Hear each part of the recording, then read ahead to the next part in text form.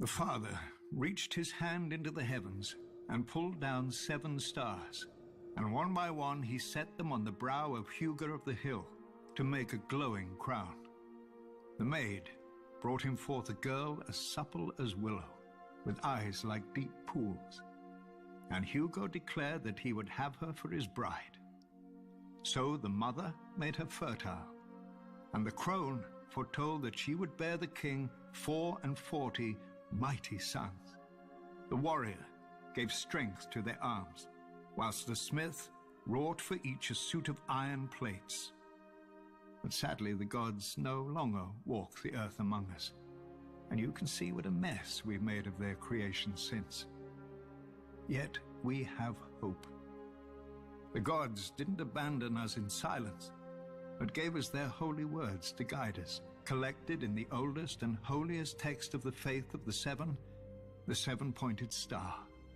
Divided into 7 books for the 7 aspects of God, in it we learn of the Father's justice, the Mother's mercy, the maiden's innocence, the crone's wisdom, the warrior's strength, the smith's labor, and the stranger's peace.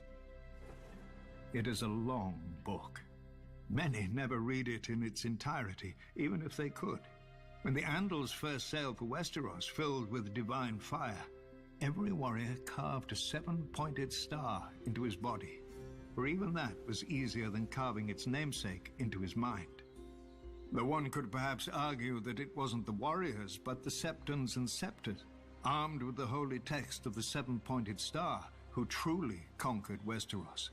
The first men had no letters, but the runes they would scratch onto rocks. No gods, but the faces they would carve into trees.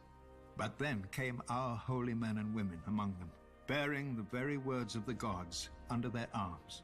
Trees and rocks were no match for the 7-pointed star, and most of Westeros soon turned to the faith and to its guardians, their new Andal overlords. Whilst the Andals soon fractured into warring kingdoms, the faith remained whole and indivisible, bound together by the 7-pointed star. When those kingdoms fell to Aegon and his dragons thousands of years later, the faith remained subject only to the 7 above and the 7-pointed star below. Or so it was supposed to be. Too often, our high septons have lost their way, clouded by worldly wealth and power. No matter. We still have the 7-pointed star. Men's will and virtue may fail, but the words never do.